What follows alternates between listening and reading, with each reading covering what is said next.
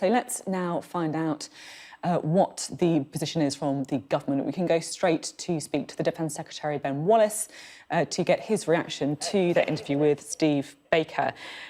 Mr Baker says the plan to extend coronavirus powers for another 6 months is authoritarian, that there should be a path to freedom instead.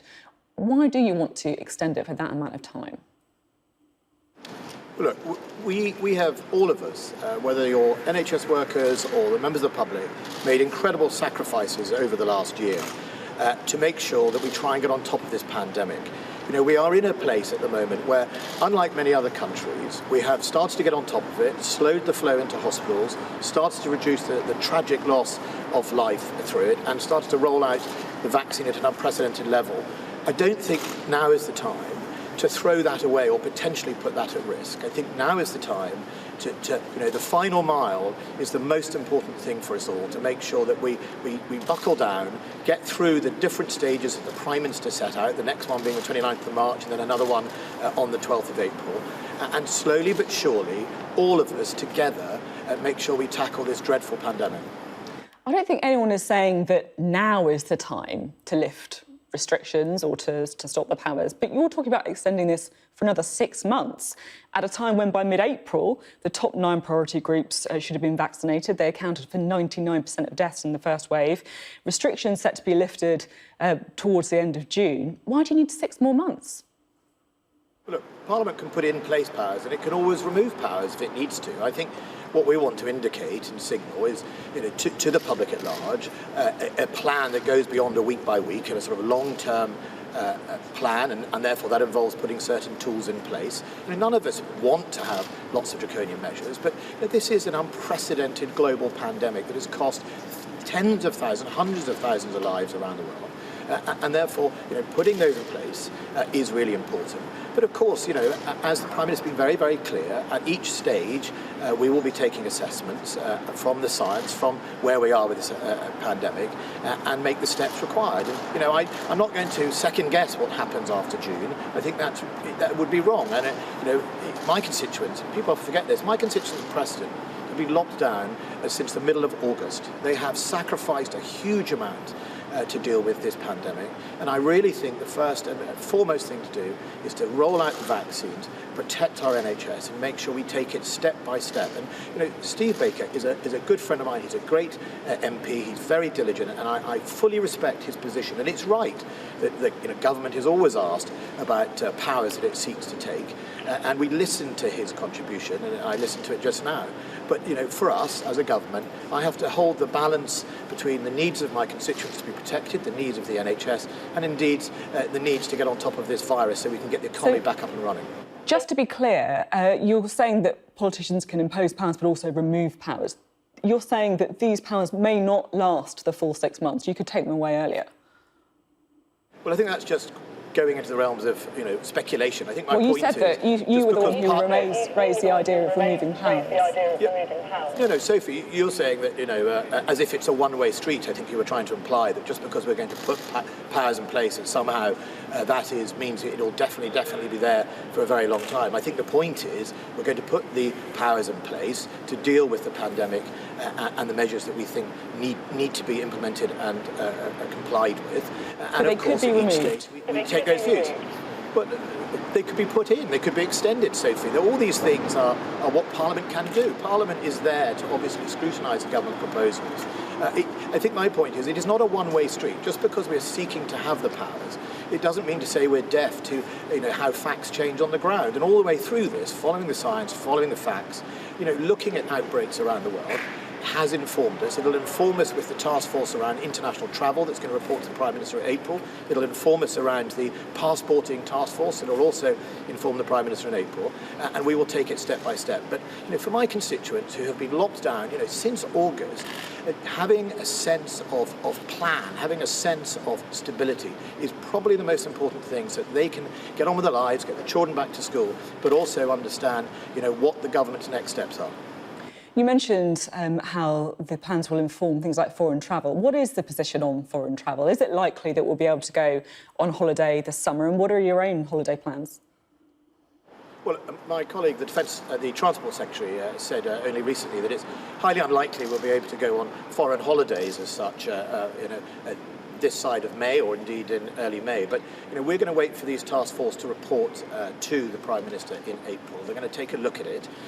We can't be deaf and blind to what's going on outside the United Kingdom. If you look in Europe, the increases of infections, and we can't put at risk the huge amount of effort by the taxpayer, by the NHS, by our scientists in developing this vaccine.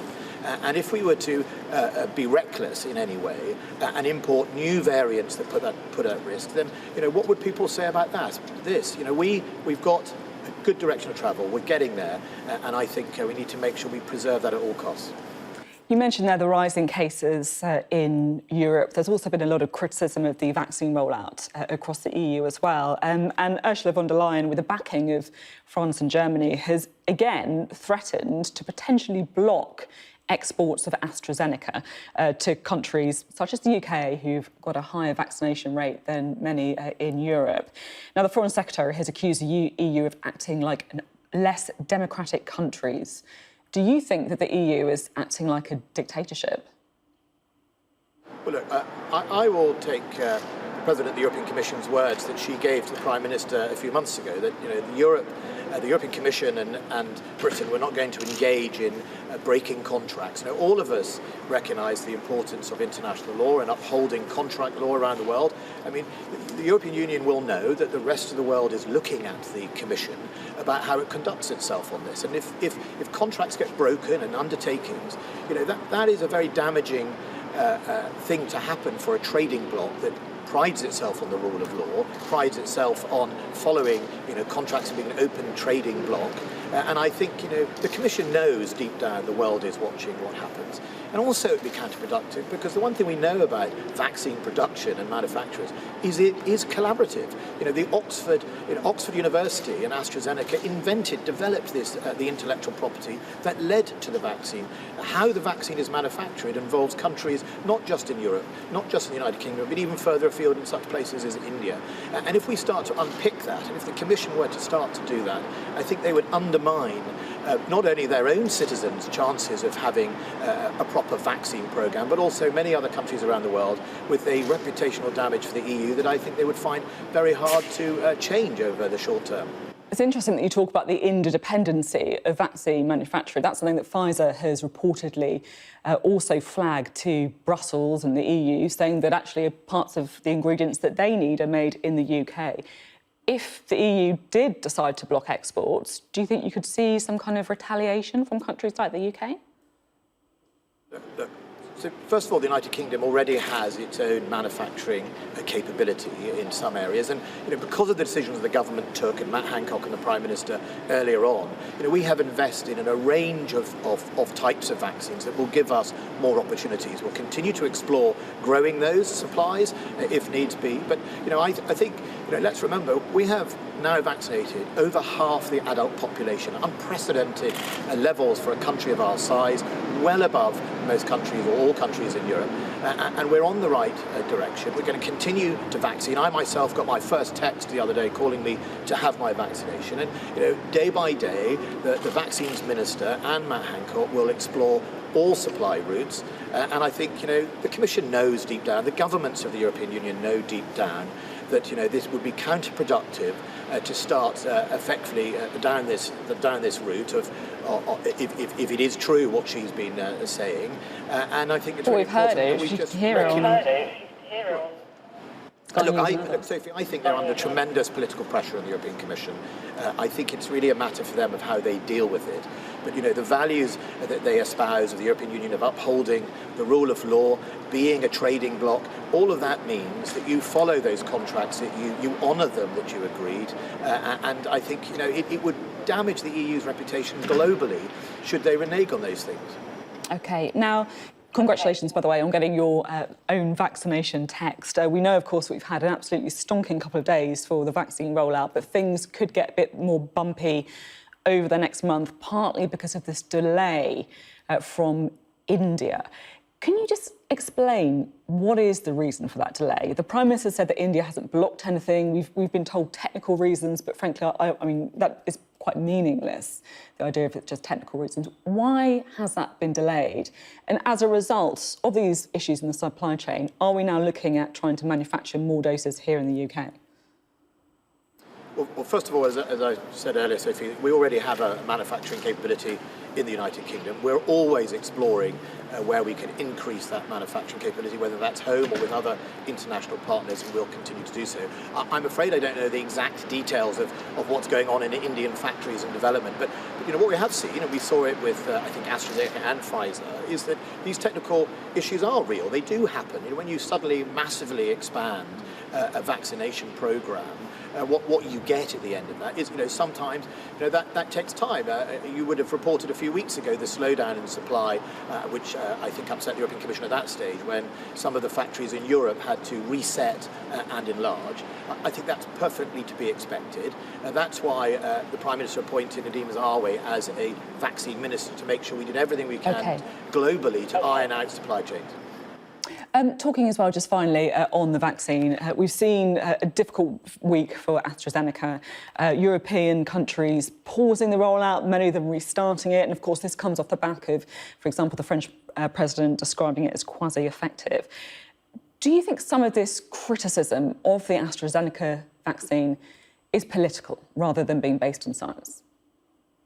Well, I think what it shows, and as Defence Secretary, I'm sort of here to hopefully launch our defence reforms, what it shows is that in the world we live in, and the global world we live in, information is a very, very important tool, and we have to make sure that as politicians and as governments of country, we are responsible with how we use that information, and that we are... Has the French president been responsible?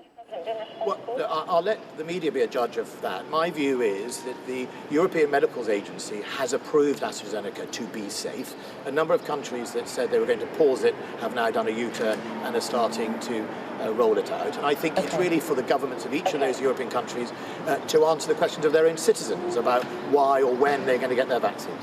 OK. Now, as you say, you are Defence Secretary. You're publishing the Defence Command paper tomorrow. Now, there are reports that the army is going to be cut by 10,000 troops as part of that. Is that true? Well, look, I'm not going to reveal on the media before Parliament, I'm afraid, the details of numbers of our men and women of our armed forces. It's important that I deliver the command paper. Parliament establishes the armed forces. That is my obligation to Parliament. So I'm not going to get into the speculation. We had in November a speculative story, I remember, in the BBC about cutting the army to 65,000. I've seen lots of numbers used. I think the assurance I can give the viewers is that what I will be doing is making sure we have an armed forces that's the right size to meet the threat and the right size to meet the government's ambition of having a global Britain that can uphold values and support its allies. And you're launching this new spy ship. What's the idea?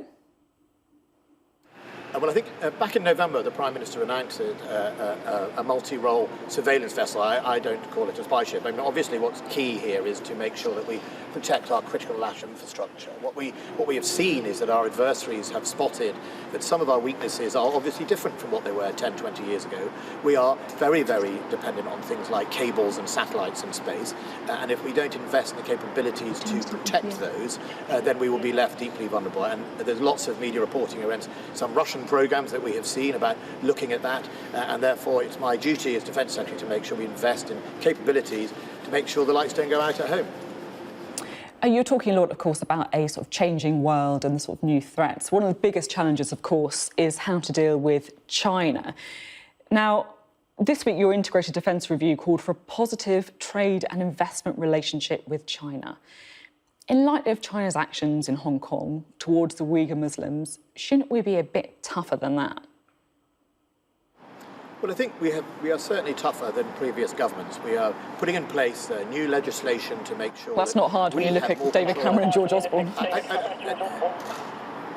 Sophie, look, what I would say is we are putting in place laws to make sure that we, the government, can protect our security and our businesses from being bought up potentially by Chinese companies that would seek to take away that intellectual property. The Foreign Secretary only a few weeks ago set out a range of measures to look at companies that may trade in the region of China where the Uyghur are being systematically and clearly persecuted. And we have over time called out members of the Chinese government who've been involved in cybercrime and cyber espionage. And not only that, we've also raised it in the UN and asked for investigations and further work on calling out this behaviour. So, calling out, though, sorry just to come in, because some people listening to you will say, calling out, that's just not enough, is it? Just calling somebody out. China's not going to care about that. You want to have a positive trade and investment relationship. This is a country that's holding Uyghurs in camps. There are reports of women being forcibly sterilised, children being taken away and left in orphanages. Is the position effectively that if you're wealthy enough, a country, if you're an important enough trading partner, then we won't do anything else other than just say a few words that calling you out? No, Sophie. Look, first of all, we live in the world we live in, not in the world we necessarily are at or wish to be. And on that route, to get there, what we need to make sure is that we use all the tools we have at our disposal. But, British companies up and down this country trade with China. The customers go into shops and buy things from products that are manufactured in China. And yes, we want to do more to encourage British manufacturing and more to diversify that supply chain, because that is ultimately the best way to get stronger leverage on China, to get their behaviour to change, which is to be, A, less dependent on them, but also use those levers. And I think my point of view would be, if we didn't trade with China, we would actually have, in some areas, less levers to try and influence China's behaviour. The international community, alongside the United States and others, and in the UN, know that we want China's behaviour to change. We think it is appalling what's going on with the Uyghur. But, we cannot just overnight stop trading directly with China. What we can do is take steps to make sure that the trade we do is restricted, that the trade, we have an arms embargo on China, for example, and that we take steps. We are wide-eyed about China's place in the world, but China's place in the world is significantly large. And again, as I said, over the years, people have had a different relationship with China. We are effectively resetting that, making it very clear the parameters and taking steps where we can. OK, Ethiopia, a huge issue at the moment, a really devastating situation. 4 months of war, 500,000 people lost their homes. What is the UK doing? Well, first of all, at the United Nations, we've called that out, led calling out of that. We've also, the ambassador asked and called upon the forces there to de-escalate, and we're horrified by what we've seen. I think we're going to investigate that further. The ambassador on the ground has been very clear. We call upon all the parties to step away, and it's just horrendous what's been going on, and that's why at the UN, and obviously we are chairing the Security Council at the moment of the United Nations, making sure that the United Nations and the international community come along to make sure that this just doesn't get any worse, and in fact we deal with those people that have done those things. And one more very quick question while I have you. Reports today that refugees are going to be granted indefinite leave to remain in the UK to try and encourage more legal routes. What's the idea? Well, the Home Secretary will obviously announce the details next week when the bill is launched at Parliament, and I don't think I would speculate on some of the press reports about legislation before it is put forward, or indeed white papers to government. But I think first and foremost we recognise that the asylum seeker is not working well. We have to deal with that. We have to also deal with the people traffickers that bring people across the channel. They are wicked people doing some horrendous things, and it is not in a place we want it to be, and so we've got to work with it. We also recognise, however, that conflict drives a lot of this migration, which is why as Defence Secretary I have to make it very clear to people that defence is not only in the business, if it has to, of hard power, such as fighting a war if that's what is required to defend this nation, but also in the business of conflict prevention. And you talk about the issues around, for example, Ethiopia. We're in Sudan, we're in Somalia over the years as the British Armed Forces, because security is often, first and foremost, what is most important to preventing those refugee flows in the first place. OK, thank you so much for being on the programme today. Ben Wallace there, thank you.